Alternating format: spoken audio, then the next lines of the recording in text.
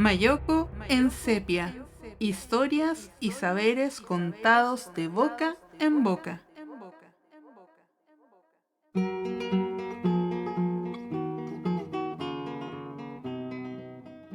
¿Qué tal, vecinas y vecinos de Mayoko y el mundo? Hemos llegado al último capítulo de Mayoko en sepia. Soy el ombligo cuentacuentos y a mi lado se encuentra Fernando Urcullo. Hola, sí, emocionado por haber ido quemando etapas, trabajando colaborativamente con nuestra comunidad. Estamos trabajando desde el mes de junio y ahora estamos en octubre sacando adelante este hermoso proyecto patrimonial. Estamos llegando al último capítulo del podcast que esta vez hemos dedicado al cementerio parroquial de Mayoko, que como su nombre lo indica, depende administrativamente de la parroquia Niño Dios de Mayoko, que como ya sabemos es la tercera más antigua de Chile.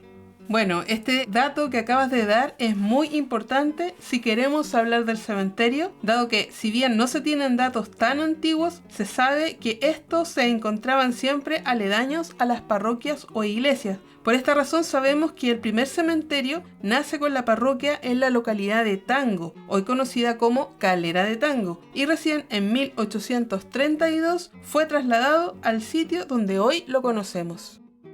Para conocer detalles acerca de los orígenes y la evolución del cementerio parroquial de Mayoko, así como interesantes datos históricos sobre la reglamentación y prohibiciones católicas que regían su funcionamiento, tenemos la invaluable ayuda del mismísimo padre Félix Zaragoza Semmero, cura párroco y administrador del cementerio. El padre Félix conoce como nadie la documentación del Camposanto, ya que ha debido bucear entre registros históricos para demostrar la posesión efectiva de las múltiples cesiones de terrenos a la iglesia con el fin de poder realizar las últimas ampliaciones aledañas a la Autopista del Sol.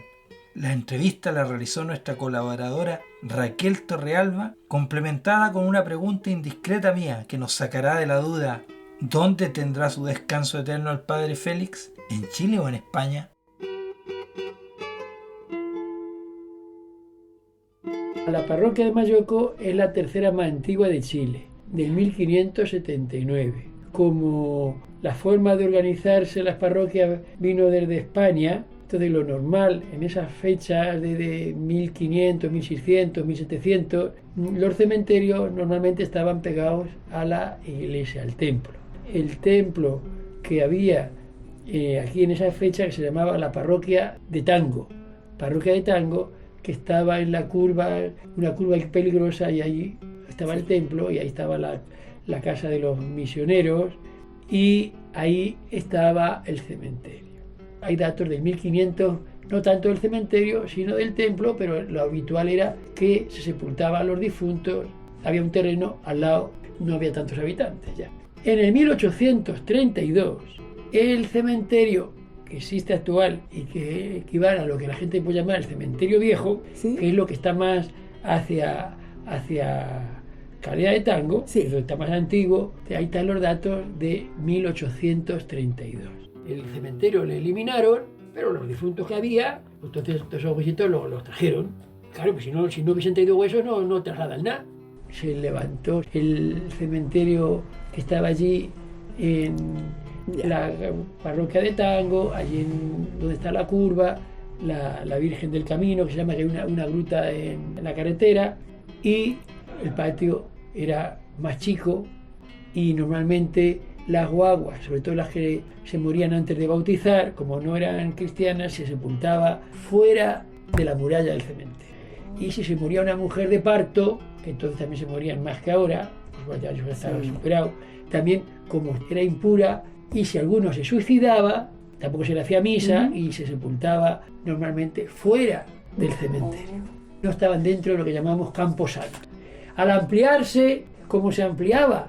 Quedaban dentro los que antes habían sido como expulsados. Entonces, por eso hay a lo mejor sectores ahí por las guaguas, y sobre todo alguna mujer relativamente joven que aparece como del 1850, y esto se amplió en el 1890. La razón que encuentro yo, pero es una encontración mía, de que ahí se sepultó antes, pero fuera del cementerio. Se amplió, se volvió a ampliar, y entonces por eso hay varios sectores de guagua. Hasta La última vez que se ha ampliado era ya en estas fechas, que hemos llegado a la Caletera. Tuvimos que investigar en la ampliación, lo hicimos a través de la revista católica, de lo que venían a inaugurar, venía el obispo, tanto, lo otro, la familia Villarroel, que ha entregado un terreno y pues eso se amplía, esto último ya que se ha comprado. Con la reforma agraria tuvieron que, lo que era de la iglesia, lo entregó la iglesia, que hicieron ahí el Instituto Rural, ya que ahora lo vendieron, pero eso era de la iglesia y ahí hicieron el Instituto Rural, porque eso fue cuando la reforma agraria. Los personajes más históricos se sepultaban en las iglesias, no en el cementerio. Entonces, si yo voy a la capilla de San Javier, me encuentro ahí que están enterrados los no sé cuántos que donaron, no sé qué, o hicieron. Entonces se enterraban en las iglesias, en los muros. Como el cementerio es casi antes que yo, entonces ya los que se han pegado y más cerca es porque se han pegado. No es cierto, podían ser tosterados. Cuando se ha ampliado, sí, a lo mejor han reclamado un condominio que hay ahí, pero como guarda las distancias que te pide el SESMA, la gente, porque dice compra una sepultura, se cree dueña, y en realidad jurídicamente es más una entrega en comodato porque la propiedad sigue siendo de la parroquia, en el conservador está inscrita en nombre de la parroquia, no que cada uno inscriba, tiene las leyes que no es tan fácil administrar porque la gente no cumple. En el parque, si le quitan las flores no puede reclamar aquí porque el agua está sucia, porque no sé qué, y tampoco pagan y tampoco. Entonces todos los indigentes que hay que sepultarlos no vas a dejar fuera. Al parque yo no sé si va algún indigente para que le sepulten gratis, yo no lo sé si va. Y entonces aquí, pero cada vez somos más exigentes, quiero tener agua y tirar agua y tirar agua, y el medidor corre, y luego los robos, claro, y entonces ¿a quién reclaman? Y ahora una pregunta que tal vez pueda ser impertinente, pero es pertinente con el tema que estamos hablando, padre, para despedirme. Usted es español. ¿Usted dónde quisiera que descansaran sus últimos restos? En España. Si me muero aquí, me creman y llevan las cenizas, eso lo sabe mi familia y lo saben aquí. Ya, si luego lo cumplen o no lo cumplen, porque llevar un muerto cuesta mucho y ya se descompone. Si ya estoy para morirme, prefiero irme a morir, por lo menos ahora. Luego a lo mejor si vivo 20 años más y ya mis hermanas no están y no sé qué, bueno, no sabemos lo que va a ser, pero en principio sí estar allí con mi familia. Agradecemos a Raquel Torrealba por su gran trabajo y compromiso durante todo el proyecto, haciendo entrevistas y compartiendo relatos. Antes de continuar, sería interesante remontarnos a la etimología de la palabra cementerio. Esta palabra proviene del griego koimeterion, que significa dormitorio. Es decir, en el cementerio los cuerpos están durmiendo para más adelante despertar a una nueva vida. Los primeros entierros con ofrendas funerarias tienen una antigüedad de alrededor de los 100.000 años. Normalmente los entierros y cementerios se encontraban en las afueras de la ciudad. Fue recién en la Edad Media que los cementerios fueron instalados dentro de las dependencias de las iglesias. Bueno, el actual cementerio parroquial fue creciendo, como escuchamos, hacia la carretera. En otras palabras, al patio más antiguo se accede ingresando por la puerta más alejada de la carretera, donde, dicho sea de paso, se encuentra el mausoleo de mi familia, la familia Castro Barrales, donde descansan los restos de la alfarera Teresa Castro Barrales, que tiene una calle con su nombre en la villa Valle de Peñaflor. Para que conozcamos algo de la distribución de los sectores al interior del cementerio con algunos de sus hitos más importantes, les dejaremos a continuación con la señora Patricia Escalona, quien nos realizará una suerte de tour virtual por el Campo Santo. Vamos a hablar del cementerio de Mayoco, de la historia. Lo que yo sé son cosas que he ido mirando, digamos, más bien lo mío es observación. Yo voy al cementerio por lo menos del año 1957, cuando murió mi abuelo Manuel Antonio Cáceres.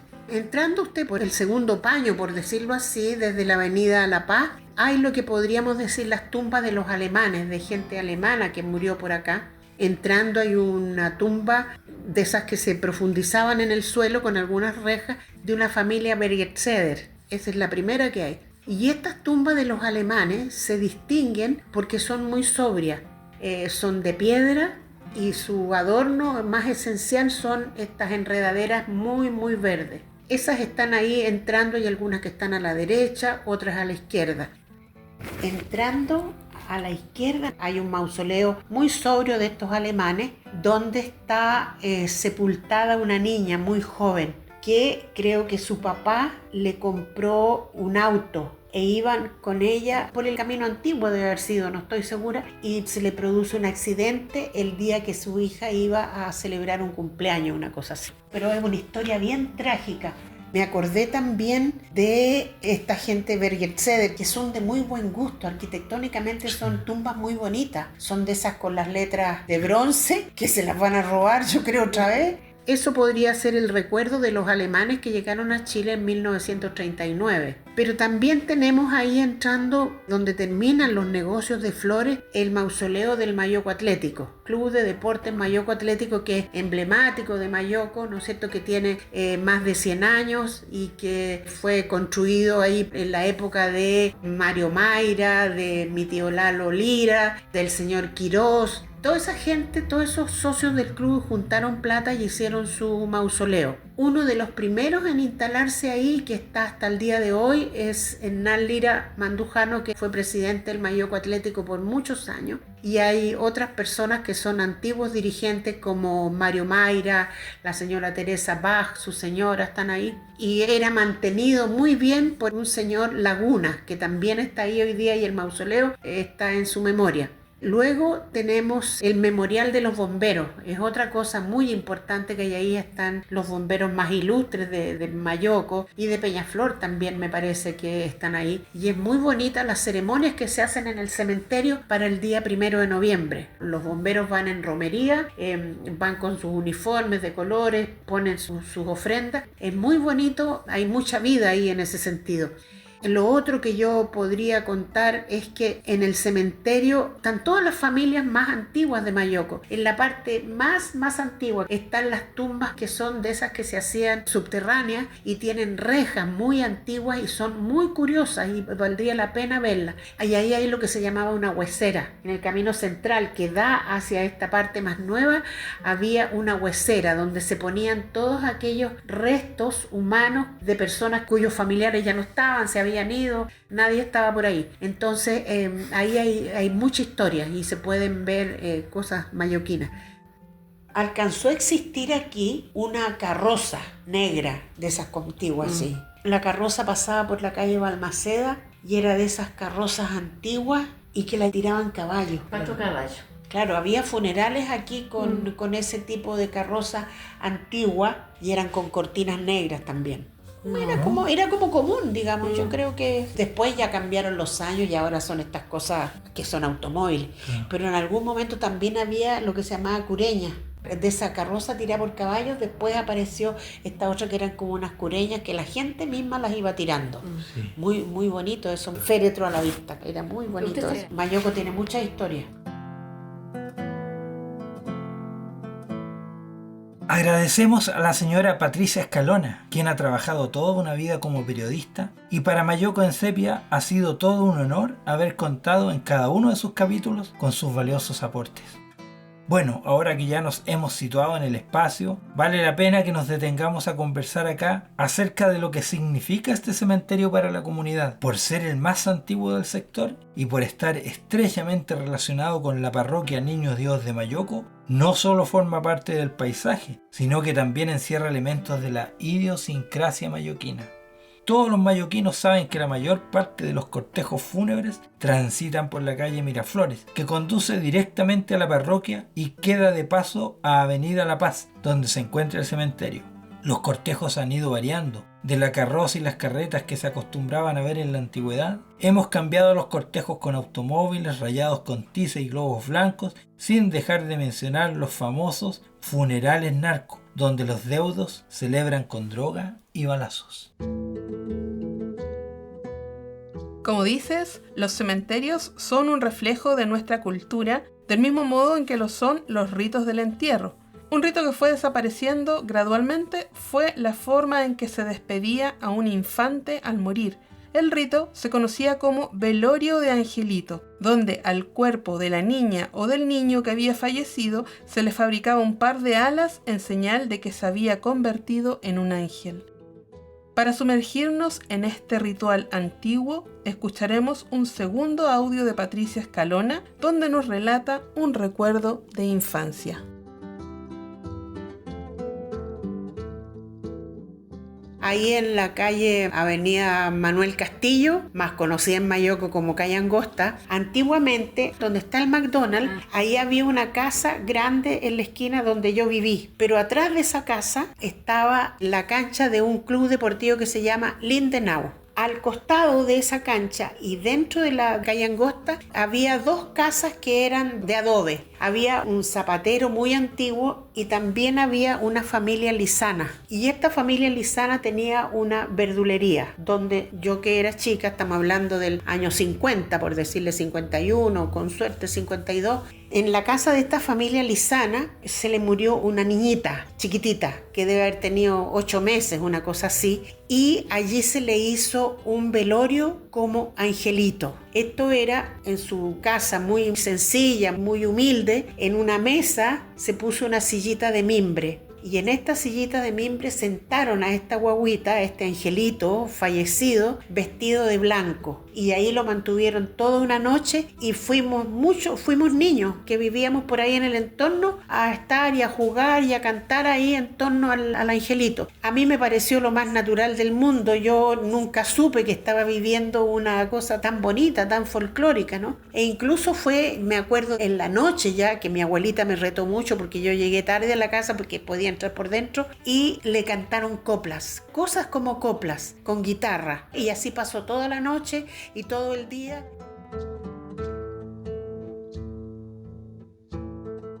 Agradecemos nuevamente a la señora Patricia Escalona por su audio, que nos sumergió en un tiempo muy diferente al actual. Eran otros tiempos, otras creencias, otras costumbres. Me gustaría complementar lo anterior con un extracto de un texto de Antonia Poblete, quien fuera, y orgullosamente lo digo, mi madre. En él relata la forma en que se realizó el funeral de una de sus primas pequeñas. Comillas.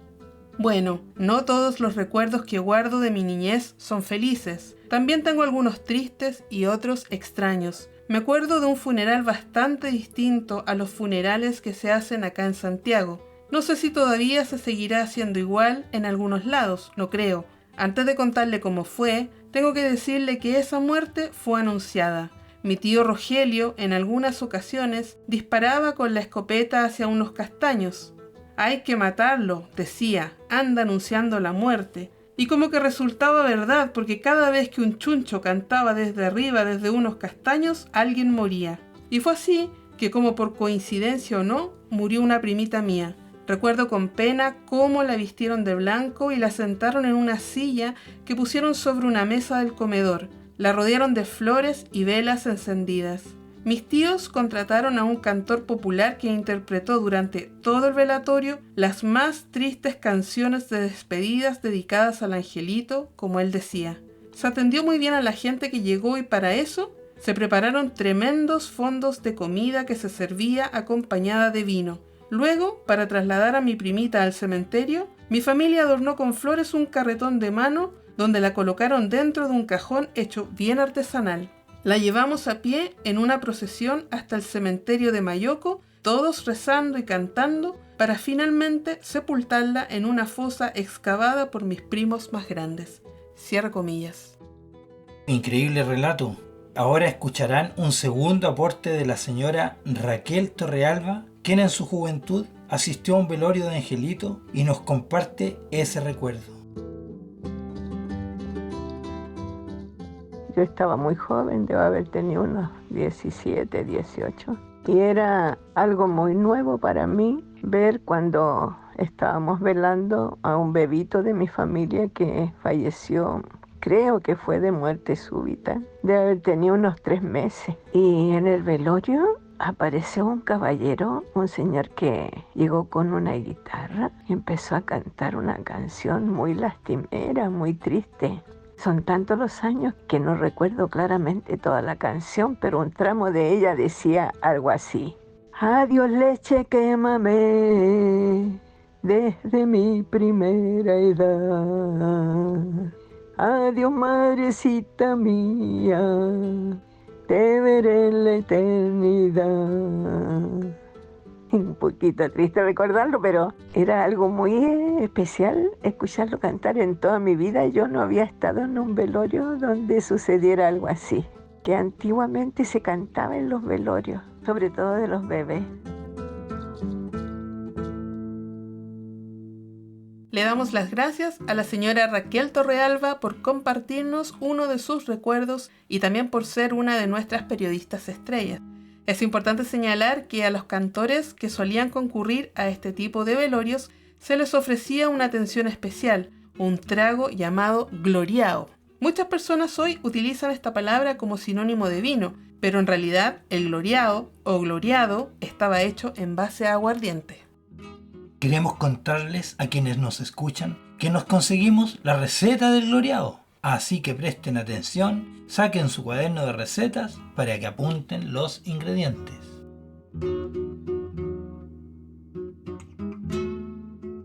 En aquellos tiempos, cuando se moría alguien, la familia preparaba este brebaje que se llamaba gloriado. ¿En qué consistía el gloriado? El gloriado consistía de que quemaban azúcar, hervían palitos de guinda, podía ser, o de membrillo, y le ponían aguardiente. Lo hacían hervir y quedaba un café delicioso para los trasnochadores. Era infaltable en los funerales este tecito que se llamaba gloriado. Y también ahora, como la gente no se da el trabajo de hacer lo otro, lo hacen con café. Pero el verdadero gloriado es con azuquita quemada y se hierve con palitos de esencia. La gente antigua tenía unas teteritas tipo cafetera, con su respectiva bombilla.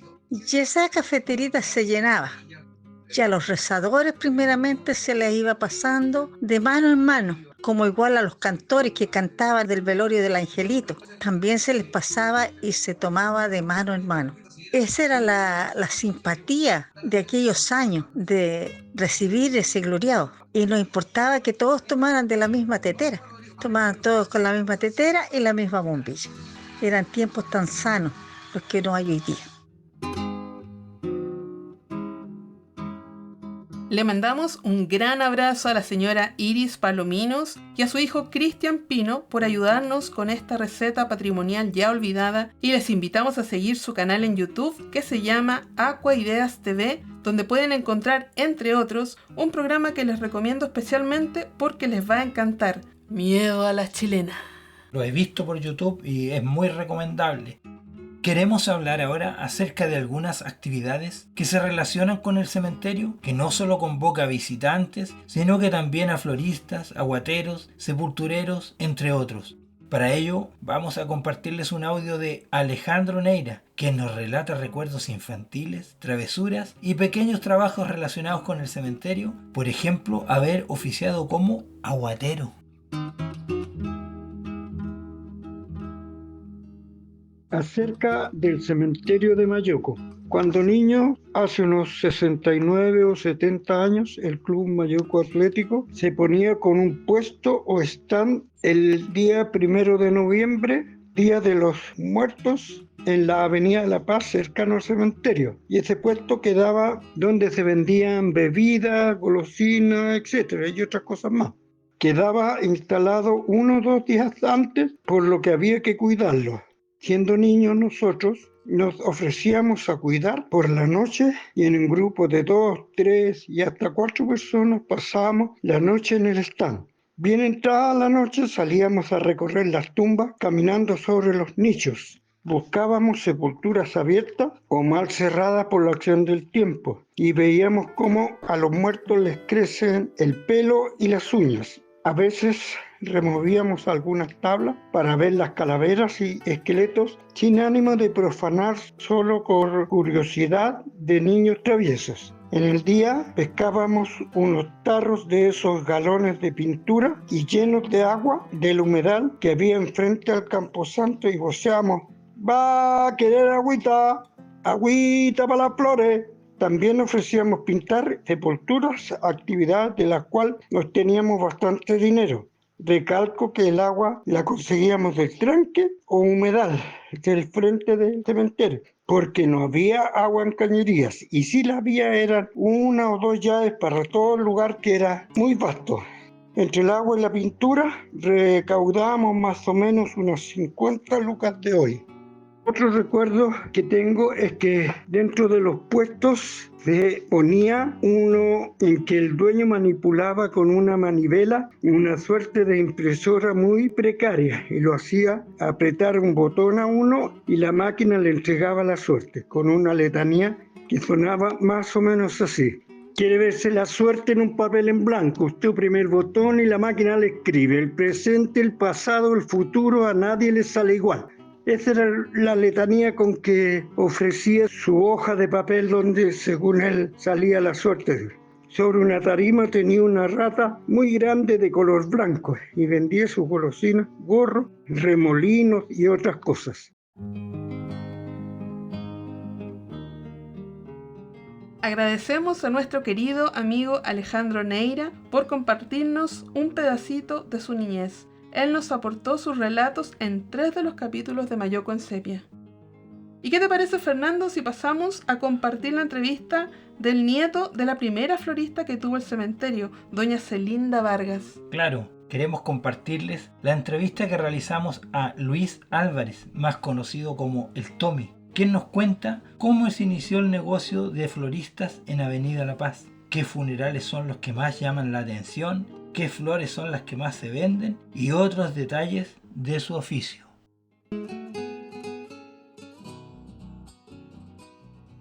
Ella fue la primera, Celinda Vargas. Eso es lo que cuenta mi tío. Mi tío es Enrique Cofré. Él, como se empezó con ella en la primera puerta del cementerio viejo, que es el primero que se inició acá. Y bueno, después con el tiempo ya se hizo un kiosquito. Bueno, primero empezó a la ciudad del Puente, había una casita. Y después lo acercaba un poquito más acá al cementerio. Y después ya con el tiempo también vio la posibilidad de sacar los dos negocios, dejarla a mi mamá y a mi tío y que dejarlo acá ya establecido. Pues nos faltó que limitara y llegó más gente. Así que, pero bueno, uno con el paso del tiempo aprendió harto. Yo de chico, de soltero con ella. De los charros de repente llegan acá a caballo. Esta gente que es evangélico, harto evangélico, bueno, llega de todo acá. Cuando hay funeral de bomberos, cuando ponen un bombero. Así que hacen un trayecto a pie, a veces llegan con banda, llegan como cerca de las 7, 8, hasta casi oscuro, y ahí entran con linterna, como imitando un incendio en la noche en la casa.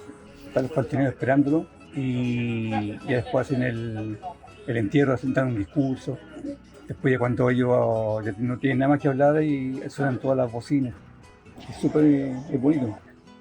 Acá hay un mausoleo que es de los socios del Club Deportivo Mayoko. Entonces todos los años hacen en ciertas fechas, cuando el club está de aniversario, hacen una romería. Este tiempo atrás, después de la pandemia, se vio poca gente, porque mucha gente murió de la gente antigua. Así que ya es más pausado. La flor que más se vende es que hay tipos de flores en temporada. Hay una flor que sale en temporada, después viene el invierno, baja, llega mucho el clavel. Ahora en este tiempo es la clarineta japonesa, la ilusión, el estate azul, el estate blanco, rosado. Eso se vende casi más en el verano porque los demás flores ya dura poco con el sol. El día de los difuntos, como se dice, después la pandemia cambió. Antiguamente esto era un mar de gente. El 1 de noviembre y el 2 el día de los muertos, como se dice legalmente, el 2 de noviembre. El día 31, me parece que también está los evangélicos en esa fecha. Pero siempre mi abuelita me decía que era el 2 de noviembre el día oficial. Aquí también, porque nosotros los quedábamos antiguamente en la noche para avanzar con trabajo, para los otros días no los pillaran. Venía mucha gente, como que estaba todo así allá en la esquina y llegaba toda la gente acá. Entonces los quedábamos en la noche con los primos adelantando pega. Siempre mi tío Enrique me decía, vayan a descansar a la casa porque es mucho. Antes cuando uno era joven, aguantabas 2 o 3 noches. Ahora ya con el paso del tiempo, uno quiere estar más descansando. Por ejemplo, hacer el paquete de claveles. El paquete de claveles viene de 25 el paquete. Hay que hacerlo de 5 clavelitos o de 10 claveles. ¿Qué más? La ilusión. Bueno, cualquier paquete entero hay que achicarlo. Entonces, como le digo yo, con el pasar del tiempo uno aprende todo eso. Lo que le enseñó la abuelita. Después mi mamá. No, gracias a ella, todo lo que uno sabe, lo que sé yo. que puede ser también, hay temporadas que está mucho la abeja, entonces cuando íbamos, mi abuelita lo llevaba a cortar flores o a buscar, lo poníamos al hombro en los paquetes grandes y de repente una picazón de abeja y soltamos el paquete lejos. Porque están en el campo, a Calé de Tango, ahí a los bajos San Agustín. Es que era más barato que en Santiago, en el terminal es un poquito más caro. De Ovalle llega acá al terminal que está en el 14 La Fama, ahí en Renca, y otras flores están llegando mucho desde Ecuador. Entonces están llegando de afuera de otros países con otro tipo de flor, más bonita, más delicada también.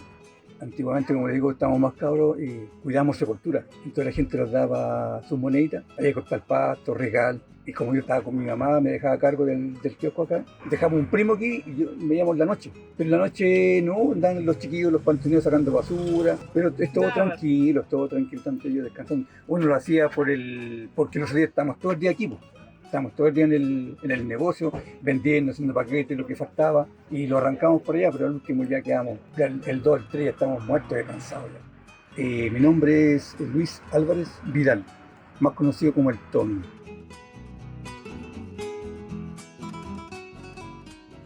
Agradecemos a don Luis Álvarez por su amabilidad para concedernos la entrevista y aprovechamos de desearle una larga vida a doña Celinda, la primera florista de Avenida La Paz. Pudimos conversar con uno de los panteoneros del cementerio, don Arturo Valdivia, quien nos explicó en qué consiste su oficio y los momentos más complejos que le ha tocado vivir en sus 22 años de experiencia.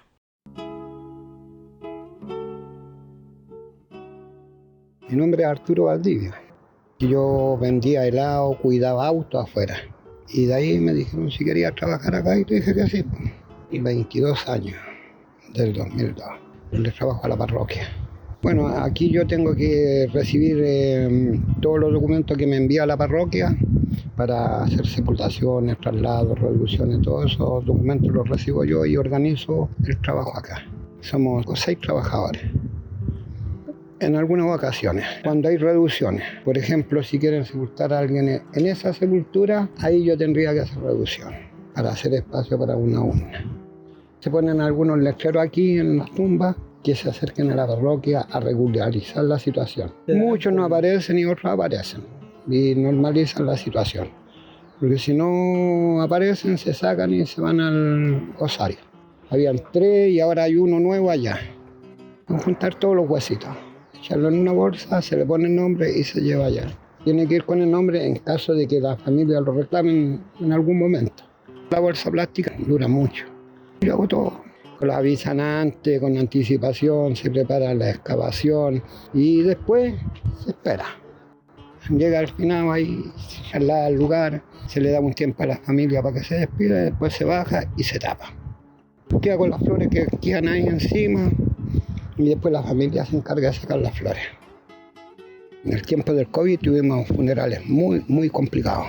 De hecho, una vez se nos metieron a la fuerza y quisieron abrir la urna, porque venía en bolsa. Lo velaron y no vieron el muerto. Llegaron aquí y eran medio complicados los hombres y quisieron abrir la urna. Lo que hice yo, le dije a los chiquillos, retírense, déjenlo ahí, no así abren, que abran ellos y si se contagian, cosa de ellos. Llamamos carabineros, nunca llegaron. Muy complicado porque, si usted recuerda, eran 5 personas las que podían entrar. Se nos pasaban por las murallas, se pasaban a la mala, los insultaban. Yo entiendo el dolor de la familia, pero ellos no entendían la posición de nosotros. Creo que a ningún panteonero, ningún sepulturero le gusta un funeral narco. Súper complicado, muy complicado. Es una cosa terrible, oiga. Hay balazos, fuegos artificiales, mucha droga. Yo me arranco, los dejo ahí, por un motivo. A mí el olor de marihuana me hace muy mal, entonces no puedo estar ahí. Lo que sí tengo claro yo es que la muerte no existe. Es un paso a la vida eterna. Es ahí donde nosotros tenemos que pensar ahora, en estos momentos, ¿qué estamos haciendo? ¿Lo estamos haciendo bien? ¿Lo estamos haciendo mal? ¿Dónde me voy a ir? Porque no creo que todos los vamos a ir a un lugar maravilloso. Mi cuerpo se va a la tierra, me voy a convertir en polvo, pero mi alma queda, en algún lugar está. Hay que morirse para saber, es un misterio.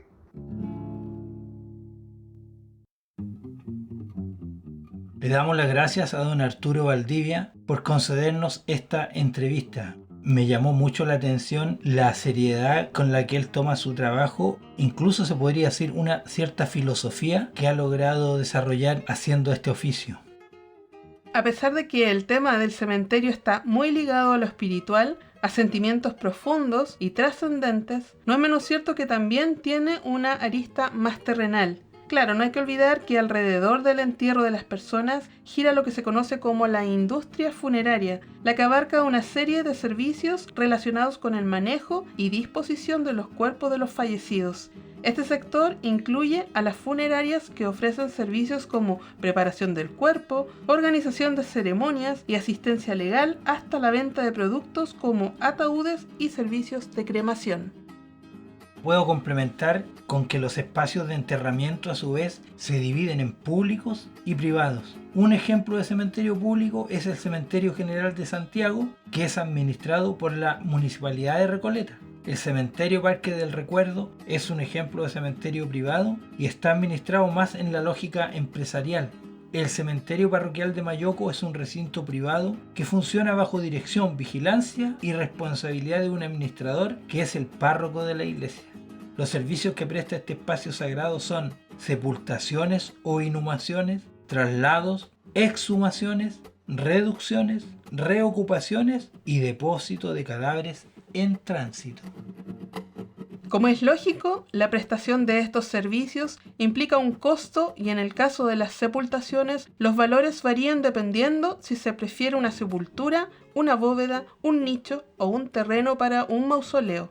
El valor también depende de acuerdo a la cantidad de tiempo por el que se contrata el servicio, yendo desde sepulturas o nichos temporales, otros por cierta cantidad de meses, hasta un máximo de 20 años. De acuerdo a esos criterios, los valores fluctúan desde los 15.000 pesos por una sepultura o nicho temporal hasta el 1.650.000 pesos la bóveda familiar por un lapso de tiempo de 22 meses.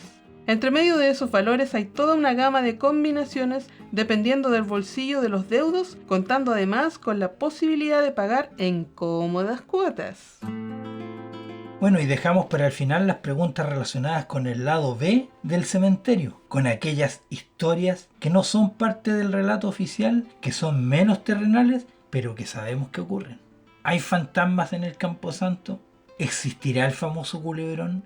Ver para creer, dijo Santo Tomás, pero sí podemos asegurar que en la década de los 60 se produjo una suerte de histeria colectiva en Mayoco a causa de un extraño animal que recorría el cementerio y la línea del tren. Para conocer esta historia, les dejamos a continuación con don Juan de los Perros y don Arturo Valdivia, a quien acabamos de escuchar. Ellos nos ofrecen dos versiones de la aparición en el cementerio del mítico culebrón.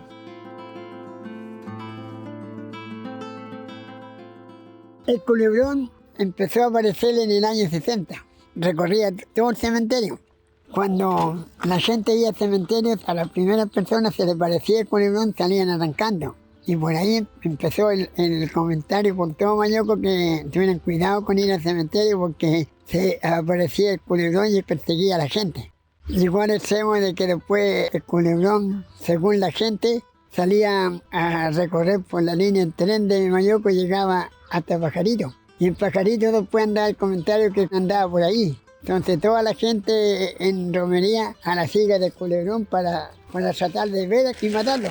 Pero eso nunca lo concedieron porque el culebrón era muy inteligente, muy astuto. Entonces se escondía en los momentos más precisos que la gente lo podía matar. Es cierto, hubo una polémica por ese tema, pero la verdad que era una culebra normal que se metió en un cráneo y quedó atrapada. Y andaba con el cráneo para todos lados. Eso es lo que sucedió. Una persona que lo viera así de repente, ¡wow! Creo, no estoy seguro, creo que cerraron el cementerio. Agradecemos a don Arturo Valdivia y a don Juan de la Fuente, quien siempre nos sorprende con sus historias y fue también un permanente colaborador de Mayoco en Sepia.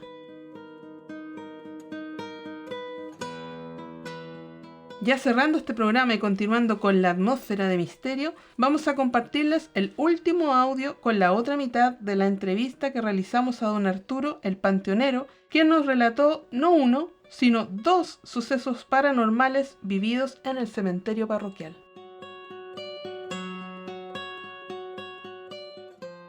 Bueno, tengo 2 cosas que me han sucedido que me dejaron marcado. Mira, yo recuerdo que el primer personaje que sepulté está aquí al frente. Primero que sepulté. Era maestro de aquí del cementerio, este caballero. Y resulta que a los días después me toca ir a hacer una excavación allá, al fondo, el rincón de los alemanes que le llamo yo. Estaba haciendo la excavación, tenía que hacer reducción. Hice todo y dejo los huesos encima del montón de tierra y empecé a cuadrar el hoyo para que quedara perfecto. Y en una de esas miro y veo una silueta de una persona, pero así en forma nieblina. Ese día estaba un día radiante, no había ni una nube, no había humo, no había nada. De hecho me asusté y dije, algo le falta al muerto. Y empecé a escarbar la tierra y encontré la rótula de la rodilla. Me eché a la bolsa y no pasó nada más. Tenemos un cuerpo muy perfecto. Yo creo que no hay cuerpo más perfecto que el del ser humano. Es maravilloso. ¿Se imagina cuántos huesos tenemos en los dedos? Sí, la otra fue en el patio nuevo. También en verano y con un sol rico. Estaba haciendo una excavación ese día. Estaba solo y tenía la carretilla al lado para echar piedra. Y resulta que íbamos a sepultar a una persona y andaba una señora viendo dónde iban a sepultar al amigo. Y sacó una foto. Y yo seguí trabajando como nada. Pues la señora se acercó a mí y me dijo, oye, ¿usted estaba haciendo la excavación? Y sí, sabe que me tomé la molestia de tomar una foto para saber dónde iba a quedar mi amigo. Pero mire la foto. La miré. Había una persona en esta posición. Sentado. Una sombra negra, forma de un ser humano. Y bueno, yo le dije, no sé qué será. Después, los días siguientes, llegó la señora y me dijo, oiga, don Arturo, ¿sabe? Quiero pedirle permiso para mandar esta foto a un experto que trabaja en la televisión, que ve cosas anormales. Yo le dije, señora, mire, haga lo que quiera, pero no me busque más, porque yo no quiero saber de esa foto. No me interesa. Y le conté al cura, al padre Félix, le conté. Y le mostré la foto porque la señora me la envió a mí también al celular. Mi padre me dijo, puede ser el espíritu del hombre que iba a sepultar que vino a acompañarte. Y yo lo tomé algo simple, no, nada más me dijo. De noche aquí, por ejemplo, una vez vine yo con unos amigos que querían venir de noche y los traje. Y sacaron fotos de ahí de Sagrado Corazón hacia adentro. Y en el camino salían luces. Y aquí no hay luces. De hecho, yo creo que los espíritus salen.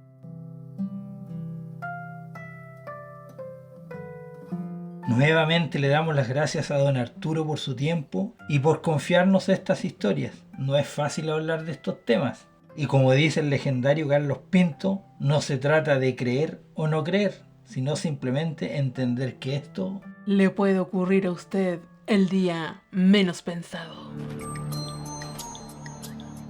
Queridos oyentes, estamos cerrando una importante etapa de nuestro proyecto patrimonial Mayoko en Sepia, historias y saberes contados de boca en boca. Hemos logrado dar forma a los 4 capítulos del podcast, a saber, Estación de Trenes, Oficios y Comercio del Ayer, Niño Dios de Mayoko y finalmente el presente Cementerio Parroquial de Mayoko. No podemos despedirnos sin antes dar infinitas gracias a todos quienes nos colaboraron, ya sea realizando las entrevistas, así como a quienes generosamente nos regalaron parte de su tiempo, entregándonos sus relatos e historias. Bueno, me sumo a los agradecimientos. Quiero enviar un gran abrazo a cada una de las personas que nos colaboraron realizando entrevistas o también concediéndonos entrevistas.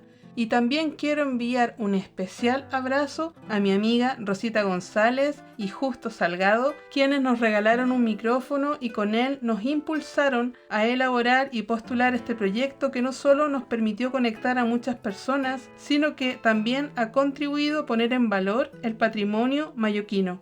Sin duda, ahora cada rincón de Mayoko nos cuenta una historia singular y todas ellas nos permiten fortalecer nuestra identidad local. Si quiere escuchar este y los otros capítulos, vaya a Spotify y busque Chile en Sepia y allí encontrará los 4 capítulos de Mayoko en Sepia. Disfrútelos y compártalos. Perfecto, Ombligo. Creo que estamos llegando al final de este recorrido, la primera etapa, como dije al principio, de este proyecto que continúa. Vamos a seguir trabajando hasta febrero en este proyecto patrimonial enraizados en la villa Valles de Peñaflor. Continuamos con un material didáctico y les decimos hasta siempre. Hasta siempre, nos vemos.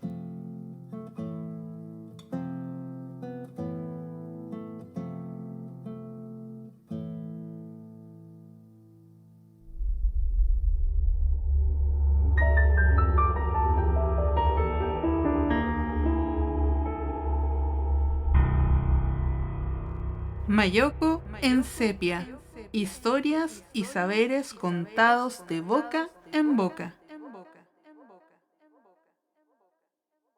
Proyecto financiado por el Fondo de Patrimonio Cultural, convocatoria 2023.